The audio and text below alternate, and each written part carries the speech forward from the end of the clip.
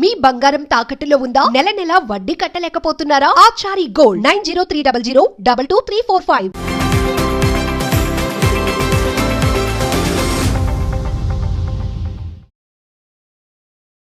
నమస్తే, welcome to Magna TV. నేను మీ కృష్ణవేణి.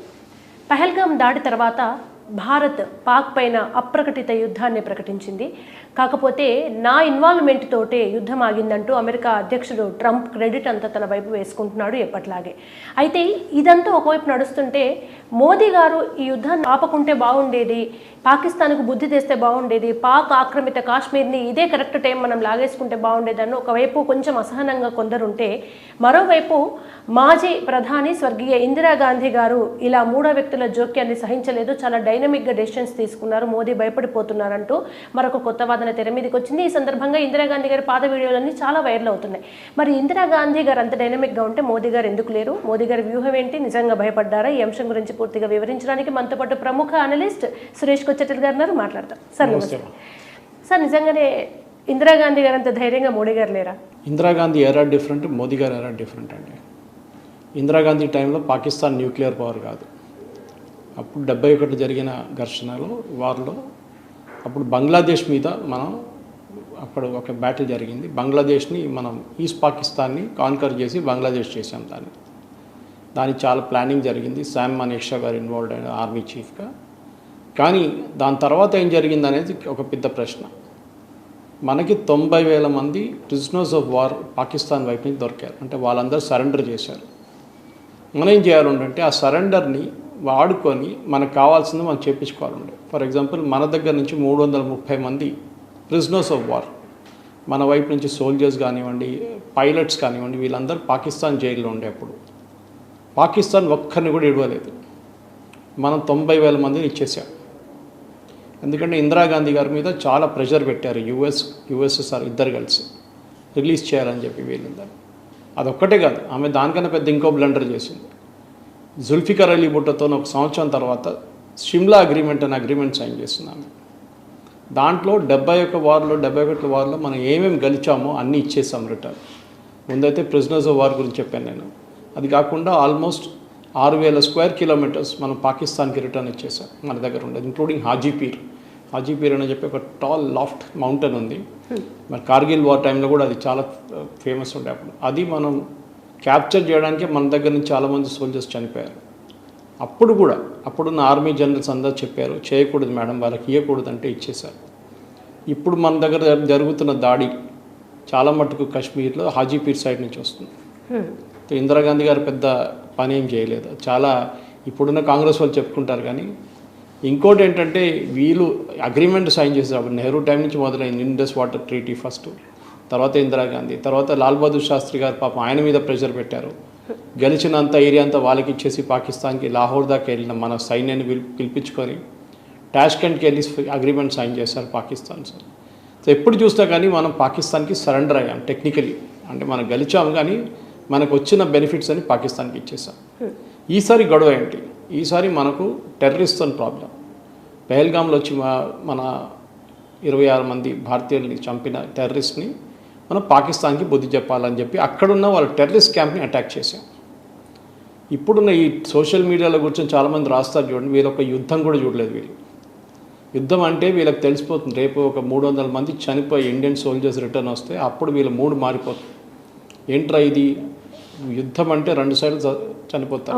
మన దగ్గర కూడా 25 మంది చనిపోయారు సివిలియన్స్, 5 మంది సోల్జర్స్, అంటే ఎయిర్ ఫోర్స్ పర్సనల్ కానివ్వండి, బిఎస్ఎఫ్ వాళ్ళు కానివ్వండి. సో చెప్పడానికి చాలా ఈజీ. మోదీ గారు ఏం చేయాలి? మన లిమిటెడ్ ఆబ్జెక్టివ్ ఉండి 3 సంవత్సరాలు కొట్టుకోమంటారా, 5 సంవత్సరాలు కొట్టుకోమంటారా? కాదు కదా. Pakistan is a nuclear power, let us admit it. అది మనం చేసిన తప్పు. ఆ టైంలో ఆపాలుండే, ఇందిరాగాంధీ టైంలో కానీ తర్వాత వచ్చిన గవర్నమెంట్స్ కానీ పాకిస్తాన్ ఆపాలుండే. 70s 80sలో ఆపలేదు. అది చేసిన తప్పు. సో అది అయిపోయిందిలో వాళ్ళ దగ్గర ఇప్పుడు వెపన్స్ ఉన్నాయి, న్యూక్లియర్ వెపన్స్. సో ఒక స్టేజ్కి వచ్చినప్పుడు డెఫినెట్లీ మనకు కావాల్సిన ఆబ్జెక్టివ్స్ మనం మీట్ చేసామా లేదా అని. చాలామంది అంటారు పిఓజేకి వెళ్ళి తీసుకుందాం, పిఓజేకి ఉంచుకుందాం. వాళ్ళు అగ్రీ చేస్తారండి అక్కడ ఉండేవాళ్ళు. అది వాళ్ళ దేశం, అది వాళ్ళు ఎందుకు అగ్రీ చేస్తారు? సెకండ్, డెమోగ్రఫీ మారిపోతుంది. ఆ పిఓజేకి మీరు లోక్సభ సీట్లు రేపు వచ్చిందనుకోండి, భారతదేశం విలీనం అయిపోతే అక్కడున్న సీట్లు మినిమం 10 సీట్లు ఉంటుంది లోక్సభ సీట్లు. ఆ 10 సీట్లు టోటల్ 100% ముస్లిమ్స్ ఉంటారు. బీజేపీకి ఎప్పుడైనా బెనిఫిట్ వస్తుందా? ఏదైనా హిందుత్వ పార్టీకి రాదు, కాంగ్రెస్కి వస్తుంది. కానీ ఏదో మనం రష్యా యుక్రెయిన్ కొట్టుకున్నట్లు అక్కడ వెళ్ళి నేను గుంజుకుంటానని వాళ్ళు ఊరుకుంటారు అక్కడ. దానిపైన నెక్స్ట్ డెమోగ్రఫీ మారిపోతుంది. భారత్లో ముస్లిం పాపులేషన్ పెరిగిపోతుంది. ఆ మొత్తం పాపులేషన్ విలీనం అయిపోతారు కదా మన దాంట్లో. కానీ సొల్యూషన్ లేదు సార్, మనదే కదా అది. మనదని ఎవరు చెప్పారండి? పాక్ ఆక్రమించుకుందని పేర్లోనే ఉంది సార్. అది తప్పు చేసిన నెహ్రూ. ఒకసారి చేతి నుంచి వెళ్ళిపోతే దొరకదు. మీరు యుక్రెయిన్ రష్యా వారు చూడండి, 3 సంవత్సరాల నుంచి కొట్టుకుంటున్నారు. ఇంత పవర్ఫుల్ ఆర్మీస్. ఏమైనా అయిందా? ఎవరికైనా దొరికిందా? ఏం దొరకలేదు కదా. రష్యా కొంచెం ఇక్కడ గుంజుకున్నారు, వాళ్ళు అక్కడ గుంజుకున్నారు. మోర్ దెన్ 1,00,000 మంది 2 సైడ్లు చనిపోయారు సోల్జర్స్. ఎవరికైనా బెనిఫిట్ వచ్చిందా? ఎవరికి రాలేదు. చెప్పడానికి చాలా ఈజీ. స్టూడియోలో మన డ్రాయింగ్ రూమ్లో కూర్చొని ఐపీఎల్ చూసుకుంటే మహేంద్ర సింగ్ ధోని దగ్గర బ్యాటింగ్ ఎట్లా చేయాలని చెప్తారు మన వాళ్ళు. అట్లాంటి ఎక్స్పర్ట్స్ మన దగ్గర. నువ్వు వెళ్ళి కొట్లాడరా అంటే చేయరు. అప్పుడు మారిపోతుంది, మూడు మారిపోతుంది. ఒట్టి కూర్చొని క్రిటిసైజ్ చేస్తారు. మోదీ గారు ఎందుకు సరెండర్ చేస్తారు, మొత్తం వెళ్ళి పాకిస్తాన్ కొట్టాలంటే. ఒక్క న్యూక్లియర్ బాంబు తీసేస్తే ఏం చేస్తారు? 1,00,000 మంది చనిపోతారు మన సైడ్. 1,00,000 మంది చనిపోవడం ఏంటి? మళ్ళీ 1000 సంవత్సరాలు అక్కడ ఉండలేరు మీరు. రాజస్థాన్ ఉండొచ్చు, పంజాబ్ ఉండొచ్చు, ఎక్కడైనా హర్యానా ఉండొచ్చు, ఎక్కడైనా గుజరాత్ ఉండొచ్చు. జరుగుతుంది, 100% జరుగుతుంది. వాళ్ళు వేస్తారు బాంబు, దాంట్లో డౌటే లేదు. వాళ్ళు పిచ్చోని చెట్ల రాయిలా అయిపోతుంది. అంటే మరి ఇప్పుడు పీఓకేని కండిషన్గా పెడుతున్నారు, టెర్రరిస్టులను అప్పచెప్పాలి, ఇదంతా ఫేక్ న్యూసా సార్? ఫేక్ న్యూస్ అని కాదు, మనం పాలిటిక్స్, వరల్డ్ పాలిటిక్స్ అర్థం చేసుకుంటలేము, ఎమోషనల్ అయిపోతాం. పిఓజేకి ఇచ్చేస్తారు, చాక్లెట్ అది ఇవ్వడానికి మనకి, అది ఇవ్వరు. వాళ్ళు అక్కడ ప్రజలు ఏమంటారు, మాకొద్దు, మేము పాకిస్తాన్తోనే ఉంటామంటారు. వాళ్ళు అట్లాంటి వాళ్ళు ఇన్ని సంవత్సరాలు పాకిస్తాన్తో ఉంటాను, వాళ్ళు 75 years నుంచి వాళ్ళు అక్కడే ఉంటారు. మనం వెళ్ళి గుంజుకోవడం ఏంటి?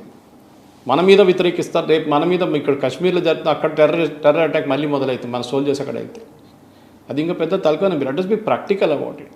మన దగ్గర ఉన్న భారతదేశాన్ని మనం కాపాడుకుందాం ముందు, అది చాలా ఇంపార్టెంట్. మన దగ్గర ఉన్న కాశ్మీర్ని కంట్రోల్ చేయలేకపోయి ఇన్ని సంవత్సరాలు కంట్రోల్ చేయలేదు. ఇప్పుడు ఆర్టికల్ 370 తీసేసిన తర్వాత కొంచెం టీటీ కొంచెం బాగుపడదు, కానీ ఇప్పుడు మళ్ళీ పహల్గామ్ వచ్చింది. రేపు ఇంకొక అటాక్ జరగలేదని గ్యారంటీ ఏం లేదు, ఎక్కడైనా జరగవచ్చు. కానీ కొత్తగా డాక్టరీన్ పెట్టారు మోదీ గారు, ఇక్కడి నుంచి ఎక్కడైనా టెర్రరిస్ట్ అటాక్ జరిగితే మళ్ళీ యుద్ధం ప్రారంభం. ఆ భయం ఉండాలి. సో మోదీ గారు చెప్పారు, వాళ్ళు చెప్పారు, వీళ్ళు చెప్పారని కాదు. ట్రంప్ వచ్చారు, ట్రంప్ చెప్పారు, నేను చేశాను. ఇవాళ ట్రంప్ ఒక స్టేట్మెంట్ ఇష్యూ చేశారు సౌదీ అరేబియా నుంచి. దాంట్లో ఎక్కడ చెప్పట్లేదు మేము మన ఇద్దరు కూర్చొని, మన ముగ్గురు కూర్చొని డిన్నర్ చేసుకుందాం అంటున్నారు ట్రంప్. సో ఆయనకి ఒక షోమ్యాన్, క్రెడిట్ తీసుకోవడానికి నంబర్ 1 ఆయన తీసుకుంటారు. ఇప్పుడు ఏమంటున్నాడు, మన ఇద్దరు కలిసి ట్రేడ్ చేద్దాం, ముగ్గురు కలిసి ట్రేడింగ్ చేద్దాం అని చెప్పి. ఆయనకు అదే కావాలి, బిజినెస్ కావాలంతే. Is a businessman end of the day. So ఆయన పక్కన పెడదాం మనం. మన వైపు నుంచి ప్రాక్టికల్గా ఆలోచించాలి. ఒక యుద్ధం అనేది ఏంటని ఇప్పుడు జనరేషన్ చూడలేదు. 71 చూడిన జనరేషన్ లేదు. 99 కొంతమంది చూసుంటారు. ఎంతమంది చనిపోతారు సోల్జర్స్, వాళ్ళ ఫ్యామిలీస్కి పోతుంది. ఎంతమంది ఎయిర్ ఫోర్స్ పైలట్స్కి షూట్ చేసి కింద చనిపోతారు, వాళ్ళ ఫ్యామిలీస్ పోతుంది. ఈ డ్రాయింగ్ రూమ్లో కూర్చొని మోదీ గారికి అడ్వైస్ ఇచ్చే వరకు ఏం పోదు. సార్ ఇక్కడ నాకు చాలా డౌట్స్ ఉన్నాయి సార్. అంటే ఫేక్ న్యూస్ అది నిజమా, మీ ద్వారా తెలియాలి. ఒకటి, భారత్ పాకిస్తాన్లో అణుబాంబుల స్థావరాల మీద దాడి చేస్తే రేడియేషన్ వచ్చేస్తుంది, పాక్ చాలా ప్రమాదంలో ఉంది, గ్రామాలన్నీ విడిచిపెట్టి పాక్ పౌరులు వెళ్తున్నారని ఒక న్యూస్ వస్తుంది. బలూచిస్తాన్ ఏమో స్వతంత్ర దేశంగా ప్రకటించేసుకుంది, ఇప్పుడు మాకు ఇండియా సపోర్ట్ కావాలని అంటున్నారని ఒక న్యూస్ వస్తుంది. ఈ 2 న్యూస్లో నిజం ఎంత ఉంది సార్? బలూచ్ లిబరేషన్ ఆర్మీ ఎక్కడైనా ప్రెస్ నోట్ ఇష్యూ చేశారండి? జస్ట్ న్యూస్లోనే వస్తుంది. ఎవరైనా కూర్చొని ఒక చిన్న కార్డు తయారు చేయడంలో 10 నిమిషాలు పట్టదు. క్యాన్వా లాంటి సాఫ్ట్వేర్లో ఎవరైనా చేయొచ్చు. Let us wait for the practical announcement. Balochistan army, liberation army ఒక గెరిల్లా ఫోర్స్. వాళ్ళు పాకిస్తాన్ ఆర్మీని తట్టుకోలేరు. ఇప్పుడు దాకా భారతదేశంతో ఉన్న యుద్ధంలో వాళ్ళు ఇక్కడ బిజీ ఉన్నారు పాకిస్తాన్ ఆర్మీ. ఇప్పుడు వాళ్ళు అటువైపు తిరిగి వెళ్ళి బాంబులు వేయడము అన్నీ చేసి, వాళ్ళ దగ్గర ప్లేన్ లేవు, ఏం లేవు. బలూచ్ ఆర్మీ దగ్గర గెరిల్లా గ్రూప్, వాళ్ళకు లిమిటెడ్ ఆబ్జెక్టివ్ ఉంది. ఎన్నో సంవత్సరాల నుంచి వాళ్ళు అక్కడికి వేస్తున్నారు. ఈ పాకిస్తాన్ వాళ్ళు ఏమంటున్నారంటే, మీ కాశ్మీర్లో ఇదే జరుగుతుంది కదా, బలూచిస్తాన్లో అదే జరుగుతుంది అంటున్నారు. వాళ్ళ ఫ్రీడమ్ కావాలి, కాశ్మీర్లో వీళ్ళ ఫ్రీడమ్ కావాలంటున్నారు. మనం ఏమంటున్నాం, కాశ్మీర్ మనదే అంటున్నాం. ఓకే, సో అదొక డిస్ప్యూట్ ఎప్పటి నుంచో నడుస్తుంది. ఎందుకంటే తప్పు చేసిన నెహ్రూ యునైటెడ్ నేషన్స్కి వెళ్ళి ప్లెబిసైడ్ చేద్దాం అని చెప్పారు. అంటే అక్కడున్న ప్రజల దగ్గర అడుగుదాం, మీరు కాశ్మీర్కి వెళ్తారా, సరే పాకిస్తాన్కి వెళ్తారా, భారతదేశానికి వస్తారా అని అడిగారు. అప్పుడు జరుగుంటే 100% పాకిస్తాన్కి వెళ్ళిపోతుండే అందరు. ఇప్పుడు కూడా మోర్ దెన్ 50-60% మంది ఇప్పుడు మీరు వెళ్ళి ఒక ఓటేయమంటే పాకిస్తాన్కి ఓటేస్తారు అక్కడ. అంతే, వాళ్ళకి అదే ఇంపార్టెంట్. వాళ్ళకి రిలీజియన్ చాలా ఇంపార్టెంట్ అక్కడ, దేశం కాదు వాళ్ళకి. జిన్నా వాళ్ళ సేమ్ అదే ఫిలాసఫీ వాళ్ళకి కాశ్మీర్లో కూడా ఉంది. మనం బయట నుంచి చెప్పడానికి చాలా బాగుంటుంది, డెమోక్రసీ అది ఇది అని అన్నీ బాగానే ఉంటాయి. 60% మంది 50% మంది సపోర్ట్ చేయవచ్చు భారతదేశాన్ని, అది కూడా చెప్పలేము. అక్కడున్న మస్జిద్లో వెళ్ళి మొత్తం బ్రెయిన్ వాష్ చేసి అందరు తిరుగుతారు మన వైపు they will oppose us India వద్దని చెప్తారు వాళ్ళు. కానీ ప్రాక్టికల్గా ఆలోచించారు, బలూచ్ లిబరేషన్ ఆర్మీ ఎక్కడ అనౌన్స్మెంట్ చేయలేదు. వాళ్ళు ఎప్పుడు దాకా దాని గురించి ఒఫీషియల్ ప్రెస్ కాన్ఫరెన్సో లేకుంటే ఏదైనా ఒక స్టేట్మెంట్ వాళ్ళ విషయం ఎవరో చెప్పారు, ఎవరో చూసారు, అంతే. Let us wait. ఎందుకంటే మనం ఇక్కడ బలూచ్ లిబరేషన్ ఆర్మీ ఇచ్చిన దాని ప్రకారం బలూచిస్తాన్ అనే ఒక ప్రావిన్స్ని ఒక రిపబ్లిక్ అయిపోతున్నా అనగానే కాశ్మీర్ వైపు ఒక గ్రూప్స్ వచ్చి కాశ్మీర్ లిబరేట్ అంటాడు, పాకిస్తాన్ వాళ్ళని రికగ్నైజ్ చేస్తారు. అప్పుడు మీరేం చేస్తారు? పాకిస్తాన్లకు ఎంబసీ కూడా అలౌ చేస్తారు. అప్పుడు ఏం చేస్తారు? సో మనం ఇంటర్నేషనల్ డిప్లొమసీ అనేది మన వాళ్ళకి తెలియదు, ప్రేక్షకులకు తెలియదు. చాలామంది ప్రేక్షకులని కాదు, మన దేశంలో 98% మందికి డిప్లొమసీ ఏంటని తెలియదు. ఏదో మోదీ గారు వెళ్ళారు, కొట్టారు, మొత్తం పాకిస్తాన్ కొట్టేద్దాం, బాంబు వేసేద్దాం అదంటే కాదు. That is be practical about. Sir మరి న్యూక్లియర్ రేడియేషన్ పాకిస్తాన్ అది ఇంకోటి. ఈ న్యూక్లియర్ రేడియేషన్ భారత్ వైపు రాదా? 100% వస్తుంది. బాటరే కదా సార్. అవును, ఎందుకు రాదు? మళ్ళీ అప్పుడు మన ఏం చేస్తారు? నెక్స్ట్ 1000 సంవత్సరాలు రాజస్థాన్లో ఉండలేరు, గుజరాత్లో ఉండలేరు, ఎక్కడ ఉండలేరు. ఏం చేస్తారు? ఖాళీ చేసి వెళ్ళిపోతారు అందరూ. అక్కడ ఉంటే క్యాన్సర్ వస్తుంది, మిగతా అన్ని జబ్బులు. మనం ఏం చేసామంటే, మనం కైరానా హిల్స్ కొట్టినప్పుడు వాళ్ళ మౌత్ ఎప్పుడు న్యూక్లియర్ మిసైల్స్ బయట అట్లా రోడ్డు మీద పెట్టరు, లేకుంటే వేర్ హౌస్లో పెట్టరు, దాన్ని దాచిపెడతారు. ఎక్కడ? ఇన్సైడ్ మౌంటైన్ లోపల టన్నల్స్ తయారు చేసి దాని లోపల పెట్టుకుంటారు. అది ఇరాన్ చూడండి, పాకిస్తాన్ చూడండి, ఎవరైనా కానీ. మన దగ్గర కూడా ఎక్కడుందని ఎవరికి తెలియదు. మన ఎయిర్క్రాఫ్ట్ ఏం చేశారంటే దాన్ని మౌత్ అంటారు, mouth of the tunnel bomb చేశారు. అది పడిపోయింది మొత్తం. పడిపోయినప్పుడు లోపలికి ఎవరు వెళ్ళలేకపోతున్నారు. ఒక న్యూక్లియర్ మిసైల్ తయారు చేయడంలో టైం పడుతుంది. ఒక డిఫరెంట్ ఆస్పెక్ట్స్ ఉంటుంది మిసైల్. ఒక డెలివరీ సిస్టమ్ ఉంటుంది, దానికి ఒక పేలోడ్ పెట్టాల్సి వస్తుంది, దానికి అమ్యునిషన్ పెట్టాల్సి వస్తుంది, మళ్ళీ దాని డెలివరీ వెహికల్ ఒకటి ఉంటుంది, ఇద్దరు ఎయిర్క్రాఫ్ట్ ఉంటుంది, లేకుంటే గ్రౌండ్ బేస్ సిస్టమ్ ఉంటుంది ఫైర్ చేయడానికి. ఇది అసెంబుల్ చేయడానికి కొంత టైం పడుతుంది. అది ఇప్పుడు అసెంబుల్ చేసి రెడీగా పెట్టుకోలేవు. ఇది దివాళీ పటాకాలు కాదు, సపరేట్గా పెట్టుకో. ఎందుకంటే ఏ టైం అయినా ఇది ఎక్స్ప్లోడ్ కావచ్చు. సో దాన్ని కాన్ఫిగర్ చేయకుండా సపరేట్గా పెట్టుకుంటే బహుశా ఇట్ వాజ్ అసెంబ్లింగ్ ఫెసిలిటీ కైరానాలో ఉన్నది. దానికి కొట్టుంటారు. కానీ ఇప్పుడు దాకా రేడియేషన్ ఉంటే పాకిస్తాన్లో ఇప్పుడు దాకా ఎమర్జెన్సీ డిక్లేర్ చేసేస్తుండే. ఇస్లామాబాద్ చాలా దగ్గర. ఎవరు ఉంటారండి అక్కడ? వీళ్ళు పొలిటీషియన్స్ అందరూ అక్కడే ఉన్నారు కదా, ఎవరు వెళ్ళలేదు కదా. అంటే వాళ్ళకి భయం లేదు.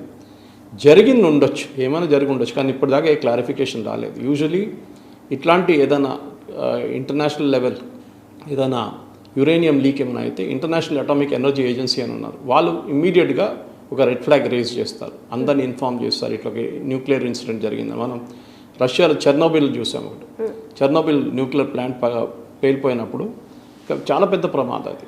ఇప్పుడు కూడా దాని దగ్గర నుంచి ప్లాంట్ నుంచి 500 కిలోమీటర్ దాకా ఎవరు ఉండట్లేదు. ఆల్మోస్ట్ 50,000 మంది చనిపోయారు. ఇప్పుడు కూడా ఉన్నోళ్ళు క్యాన్సర్ మిగతా అన్ని జబ్బులతో దే ఆర్ అఫ్లిక్టెడ్ అనమాట. సో అది పాకిస్తాన్ వైపు జరిగిందా లేదా అనేది అది పాకిస్తాన్ చెప్పాలి. Second, international atomic energy agency చెప్పాలి. వీరిద్దరు ఎవరిని చెప్పట్లేదు. So our assumption is nothing happen. Okay.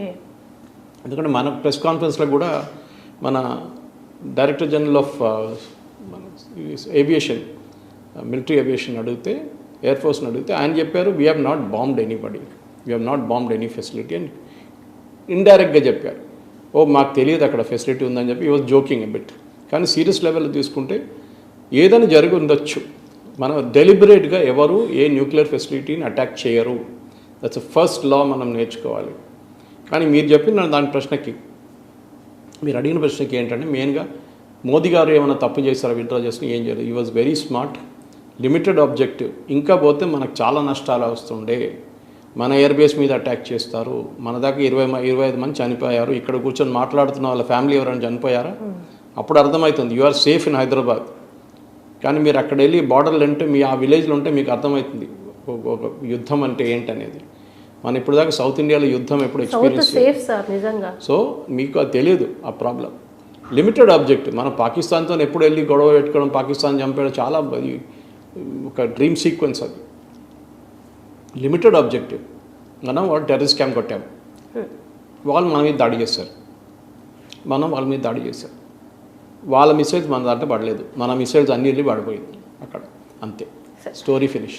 Sir ఇక్కడ ఇందిరాగాంధీ గారిదే కాకుండా కొంతమంది కామన్ ప్రేక్షకులు మాట్లాడితే నేను కొంచెం అంచనా తక్కువే. కొంతమంది మేధావులు అనలిస్టులు ఏమంటున్నారంటే, మన్మోహన్ సింగ్ లాంటి మౌనమునిగా పేరున్న అతను కూడా మూడో వ్యక్తి జోక్యం మా దేశంలో అంతర్గత విషయాల పట్ల అవసరం లేదని అంత కరాఖండిగా చెప్పినప్పుడు ట్రంప్ ఎప్పుడైతే ఇంత జోక్యం చేసుకుంటుంటే డిప్లొమాటిక్ వే ఒకటి ఉంటుంది. మొహం పట్టుకొని మనం డైరెక్ట్ మీ హెల్ప్ అవసరం లేదు, మీ సలహా అవసరం లేదు అనలేకుండా మోదీ గారు చాలా డిప్లొమాటిక్గా కూడా దీనికి ఒక కన్క్లూజన్ ఇస్తే బాగుండు, లేదా నిజంగా భారత ప్రజలకు తెలుసుకోవాలని ఉంది, దీని గురించి ఎటువంటి మాట మాట్లాడట్లేదు, స్పీచ్ ఇస్తున్నారు కానీ ట్రంప్ విషయం లేదా ట్రంప్ జోక్యం, అమెరికా జోక్యం గురించి మోడీ మాట్లాడకపోవడం తప్పు కదా అని ఒకటి అంటున్నారు. రెండోది, పాకిస్తాను ఓటమికి సిద్ధంగా ఉండి గెలుపు వైపు భారతదేశం ఉంటున్నప్పుడు వాళ్ళు కాళ్ళ మీద పడ్డా, వాళ్ళు బతిమలాడుతున్నా మనం ఎందుకు ఆగాలి అనేది రెండోది. ఇది ప్రముఖ అనలిస్టులు, మేధావులుగా చలామణి అవుతున్న వాళ్ళ ప్రశ్న. మేధావులు చెప్పారండి, నేను అడుగుతున్నాను. అని నేను చూసిన మేధావులు ఎవరు చెప్పలేదు.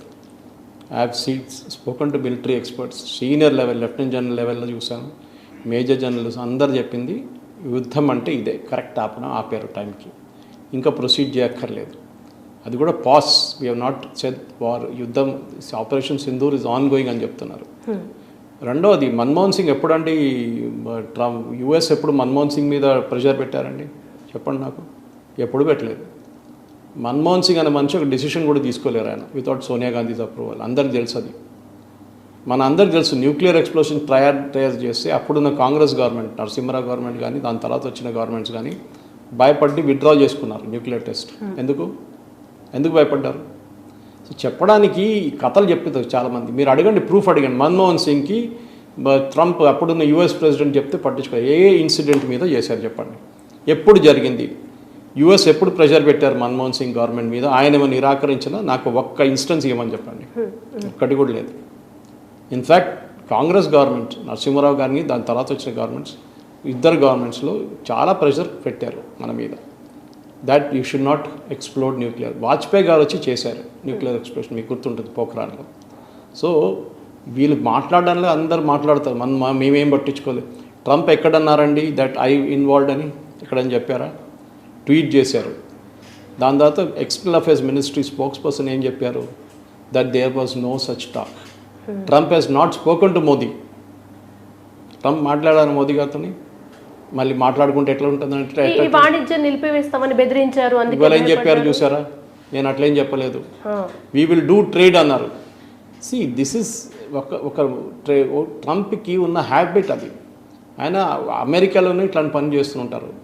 అక్కడ వాళ్ళకి నచ్చదు. ఒక గంట సేపు ఒక ట్వీట్ చేస్తారు, ఇంకో గంట సేపు ఇంకో ట్వీట్ చేస్తారు. సో ఈ వాళ్ళు చెప్తుందని నిజం కావాలని ఏం లేదు కదా. అమెరికా భారత్తో ట్రేడ్ చేయరా?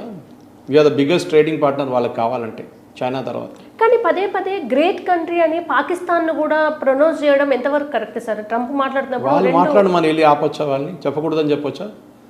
ఆయనకి పాకిస్తాన్తో పని ఉంది. కానీ ఉగ్రవాదుల్ని పెంచి పోషిస్తున్నట్టు తెలుస్తుంటే కూడా అది. సిరియాని రికగ్నైజ్ చేశారండి నిన్న.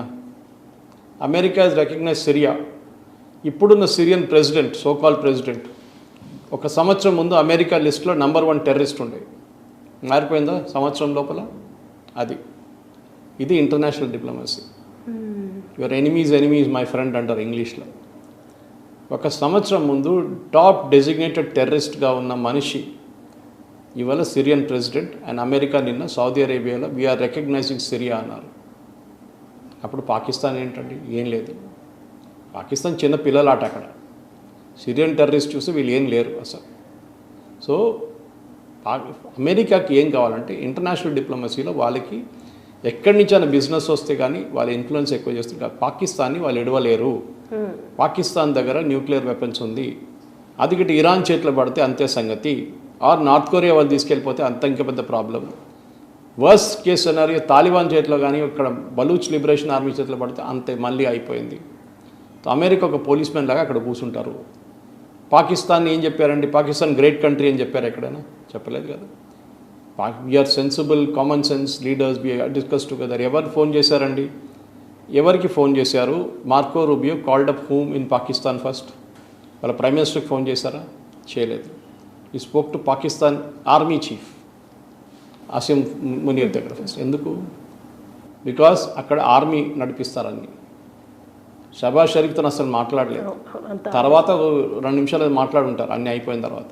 ఇక్కడ మోదీ గారు ఫోన్ చేసినప్పుడు ఆర్మీ చీఫ్ ఫోన్ చేశారా? మోదీ గారికి చేశారా? మోదీ గారికి. మళ్ళీ తెలిసిపోతుంది కదా అక్కడ. సో ఈక్వేట్ ఎక్కడ చేయట్లేదు. ప్రెసిడెంట్ ట్రంప్ చెప్పినాక అన్నీ నిజం కావాలంటే మళ్ళీ అమెరికాలో ఇంకా అంతే సంగతి కదా.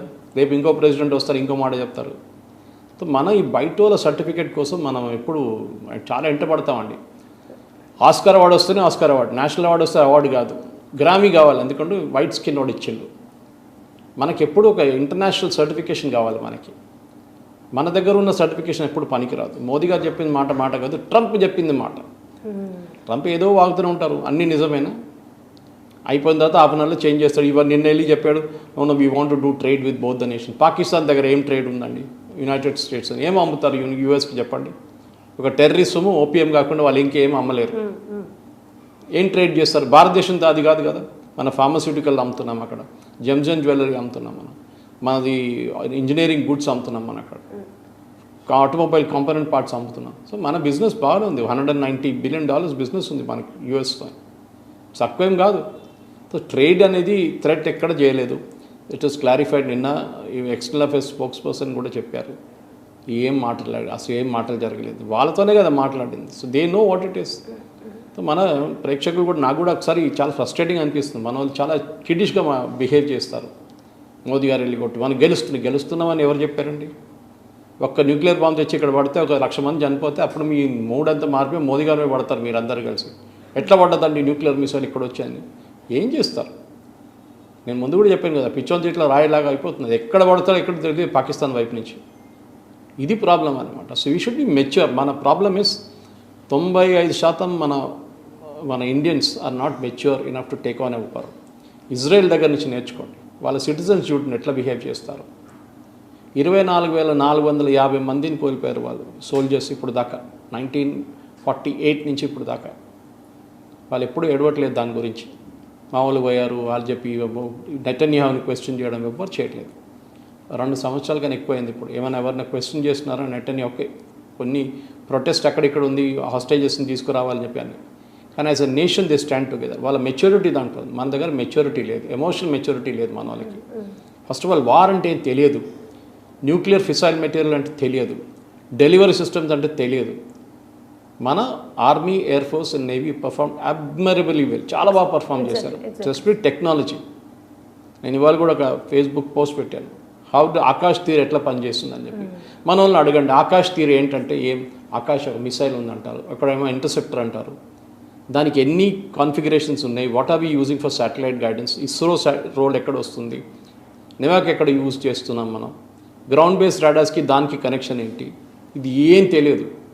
ఒట్టిగా ఆ స్టూడియోలో నడుస్తున్న డిబేట్లు చూసి ఆ మోదీ గారు ముందుకు విత్డ్రా చేసుకున్నారు. చేయకపోతే ఏం చేస్తారండి చెప్పండి? ఇంకో 2 సంవత్సరాలు నడిపిద్దామా, మన ఎకానమీ మొత్తం కొలాప్స్ అయిపోతుంది. బంగ్లాదేశ్ వార్ తర్వాత మనకి ఆల్మోస్ట్ 2 years రెసెషన్లో ఉన్నాం మనం. అంత ఖర్చు పెట్టినాం మనం ఆ వార్ మీద. అప్పుడు 10 పైసలు ట్యాక్స్ ఎక్కువ చేస్తే ఏడుస్తారు. పెట్రోల్ మీద ₹2 చేద్దామని చెప్పి మోదీ గారు ప్రపోజల్ పెట్టమని యుద్ధానికి కాస్ట్ హ్యాండిల్ చేయడానికి కాంట్రిబ్యూట్ ఏ రకంగా చేయడానికి సిద్ధంగా ఏం చేయరు. అప్పుడు అందరు ఏడుస్తారు, ఎందుకు యుద్ధం వద్దండి మోదీ గారు, ఎందుకు యుద్ధం అంటారు. సో మన ఆబ్జెక్టివ్ మీట్ అయిపోయింది. That is the most important. పాకిస్తాన్ని మీరు you cannot dismiss the government of Pakistan. వాళ్ళంట టర్కీ ఉన్నారు, వాళ్ళంట చైనా ఉన్నారు, యుఎస్ ఉన్నారు. మీరు ఏం చేయలేరు పాకిస్తాన్ అంటే బి వెరీ క్లియర్. కానీ యాజ్ అ సెల్ఫిష్ నేషన్ మన యాటిట్యూడ్ ఏంటంటే we should keep Pakistan under control. నువ్వు ఇక్కడ వస్తావంటే నువ్వు మా చంప మీద కొడితే తల కోసేస్తాం, అది పాలసీ మనకి. ఇప్పుడు పాత దారి లేకుండే. గాంధీ గారు చెప్పారంటే ఈ చంప కొడితే ఈ చంప చూపించాలి. ఆ ఏజ్ పోయింది ఇప్పుడు. మోదీ గారు ఏజ్లో ఏంటంటే గర్మే గుస్కే మారంగే, సింపుల్ చూపించాం. అది కూడా ఒక్క టార్గెట్ కూడా మిస్ చేయకుండా మనం కొట్టాం వాళ్ళ టార్గెట్స్ని. ఫస్ట్ టార్గెట్స్ని కొట్టాం, 2 రోజుల తర్వాత వాళ్ళ రన్వే, వాళ్ళ ఎయిర్ ఫోర్స్, వాళ్ళ మిలిటరీ ఇన్స్టలేషన్, వాళ్ళ రాడర్ ఇన్స్టలేషన్, వాళ్ళ so called missile configuration system అన్నింటినీ కొట్టాం మనం. ఇంకేం కావాలి? వాళ్ళని కాన్కర్ చేసుకొని మనం వెళ్ళి ఇస్లామాబాద్లో కూర్చోలేము. పాకిస్తాన్ ప్రజలు మనం తెలివి కొడతారు, వాళ్ళ నేషన్ అది. సార్ ఫైనల్ క్వశ్చన్, ఇప్పుడు నిన్న మోడీ గారి స్పీచ్ తర్వాత పాకిస్తాన్ నుంచి ఒక నోట్ రిలీజ్ అయింది. పహల్గామ్ దాడి మేము చేయలేదు, మోడీ గారి స్పీచ్ చాలా విద్వేషాలు రెచ్చగొట్టేలాగా ఉంది అన్నట్టుగా అక్కడి నుంచి ఒక నోట్ వచ్చినట్టుగా వార్తలు వస్తున్నాయి. తర్వాత అంతర్గతంగా ఆందోళనలు క్రియేట్ అయితే పాకిస్తాన్ పౌరులే వాళ్ళ మీద తిరుగుబాటు చేస్తున్నారు అని. ఈ రెండిట్లలో నిజాలేంటి? దొంగ ఎప్పుడైనా దొంగతనం చేసి అని చెప్తారండి? పోలీసు వాళ్ళు తీసుకెళ్ళి కొడితే వాడు చెప్తారు. అప్పుడు పాకిస్తాన్ సంగతి కూడా అంతే. మేము చేసామని ఇప్పుడు రాసిస్తారా? ఫస్ట్ పుల్వామా చేయలేదన్నారు. జస్ట్ ఒక 4 రోజుల ముందు మీరు ప్రెస్ కాన్ఫరెన్స్ చూశారు. వాళ్ళకి ఎయిర్ ఫోర్స్ ఆఫీసర్ ఔరంగజేబ్ ఏమన్నారు? Pulwama was a tactical brilliance అన్నారు. పేల్గాం వాళ్ళు Pakistan is a terrorist state, it's a failed state. అక్కడున్న ఆర్మీకి బతకాలంటే డబ్బులు కావాలంటే టెర్రరిజం నడిపేయాలంటే ఫండింగ్ కావాలి. ఇదంతా ఇంటర్ కనెక్టెడ్ ఇది. సో అదే నేను మా ప్రేక్షకుల ద్వారా చెప్పాలనుకుంటే, బీ మెచ్యూర్. లిమిటెడ్ ఆబ్జెక్టివ్ అయిపోయింది. లేదు నేను 5 సంవత్సరాల దాకా కొట్లాడుతా అంటే మనకి అన్నిటికీ ఎక్కువ ఖర్చులు అవుతాయి. వీళ్ళ increase the prices of everything, shortages రాబోతుంది మళ్ళీ. యుద్ధం అంటే అది. సో మనం ఎక్కడి దాకా మన లిమిటెడ్ ఆబ్జెక్టివ్ ఉందో మీట్ అయిపోయాం. వార్నింగ్ ఉంది, నెక్స్ట్ టెర్రర్ అటాక్ జరగగానే మన యుద్ధం మళ్ళీ ప్రారంభమవుతుంది. ఓకే, మన వైపు నుంచి మనకు కూడా డ్యామేజ్ జరిగింది కదండి. మన అక్కడ చాలామంది ఇల్లు పోయింది అక్కడ జమ్మూ కాశ్మీర్లో బార్డర్లు అంతా. అది వీళ్ళు ఇక్కడ కూర్చొని రాస్తున్న వాళ్ళు కడతారా ఆ ఇల్లు కట్టిస్తారా? 10 పైసలు ఏమని చెప్పండి డొనేషన్, అప్పుడు మారిపోతుంది గేమ్ అంతా. So we should be very mature. As a mature nation you should say fine, what is the objective? పాకిస్తాన్ని కొట్టాలి. కొట్టాం. వాళ్ళని ఆక్రమించి మేము వెళ్ళి రేపు పాకిస్తాన్ లేదని చేస్తామా? అది మాత్రం కాదు. They are a nation. లోకంలో ఏ నేషన్ అలౌ చేయరు. యుక్రెయిన్ చూడండి, రష్యా చూడండి, డిఫెండ్ చేయడానికి చాలామంది వస్తారు. టర్కీ హెల్ప్ చేస్తున్నారు. Turkey produces the largest number of missiles in the world and even drones ఎక్కువ మంది దాంట్లో. ఏం చేస్తారు రేపు? టర్కీ మేము అఫీషియల్గా బ్యాక్, అజర్బైజాన్ చెప్పారు వీఆర్ సపోర్టింగ్ పాకిస్తాన్, టర్కీ చెప్పారు, చైనా చెప్పారు. ఏం చేస్తారు? చైనాని మీరు ఇగ్నోర్ చేస్తారు? చేయలేరు. ఇటువైపు నుంచి అటాక్ స్టార్ట్ అవుతున్నప్పుడు మనం ఏం చేస్తాం? మన ఆర్మీ మొత్తం ఇక్కడ పెట్టుకున్నాం, మనం సడన్గా అక్కడ తిప్పాల్సి వస్తుంది. అప్పుడు పాకిస్తాన్ ఇక్కడి నుంచి కొడతారు. పాకిస్తాన్ని ఎక్స్పోజ్ చేసాం మనం, దట్ ఈస్ గుడ్ ఇనఫ్. వాళ్ళ సిస్టమ్స్ పనిచేయలేదు అది కూడా చూపించాం. వాళ్ళ మిసైల్స్ పనిచేయలేదు, డ్రోన్స్ పనిచేయలేదు, కరెక్ట్. కానీ రేపు వాళ్ళు కొత్త సిస్టమ్ తీసుకురాలని చెప్పలేము. ఇప్పుడు ఆల్రెడీ టర్కిష్ వాళ్ళ ఆఫీసర్స్, మిలిటరీ ఆఫీసర్స్ పాకిస్తాన్లో ఉన్నారు. చైనా నుంచి వచ్చారు. వాళ్ళు కాన్ఫిగర్ చేసిన ఎయిర్ సిస్టమ్, డిఫెన్స్ సిస్టమ్ ఎందుకు పనిచేయట్లేదని చూస్తే మనం చాలా మటుకు ఏఐ వాడాం దాంట్లో. వాళ్ళు రీకాన్ఫిగర్ చేస్తున్నారు ఇప్పుడు. అంటే నెక్స్ట్ టైం మనం అటాక్ చేసినప్పుడు ఇంత సక్సెస్ఫుల్గా ఉండదు. మనం ఇప్పుడు ఈసారి చేసింది వాళ్ళు నేర్చుకున్నారు. వాళ్ళు ఏమేమి చేసాము దానికోసం ప్రెస్ బ్రీఫింగ్లో కూడా చూడండి, ఎక్కడ మనం బ్రహ్మోస్ లాంచ్ చేసామో, ఆకాష్ యూజ్ చేసామో ఎక్కడ చెప్పట్లేదు. ఆకాష్ మళ్ళీ కూడా చెప్పాను, కానీ బ్రహ్మోస్ గురించి అస్సలు మాట్లాడలేదు. రెండో ప్రశ్న మీరు అడిగిన దానికి, పాకిస్తాన్లో తిరుగుబాటు ఉండదండి. They were created as a Muslim nation. Simple 2 nation థియరీలో వాళ్ళు ముస్లిం నేషన్. వాళ్ళకి మనతో అసలు పడదు. వాళ్ళ ఆర్మీ చీఫే చెప్పారు కదా, you are different, we are different, even Indian Muslims are different. మాతో ఇండియన్ ముస్లిమ్స్ సంబంధం లేదంటున్నారు వాళ్ళు. తో వాళ్ళకి రిలీజియన్ బేస్డ్ కంట్రీ తయారు చేశారు వాళ్ళు అట్లనే ఉండిపోతారు. It's a failed state. Bank corrupt అయిపోయారు, రోడ్డు మీద అడుక్కొని తింటున్నారు, కానీ వాళ్ళకి ఈగో ఉంటుంది.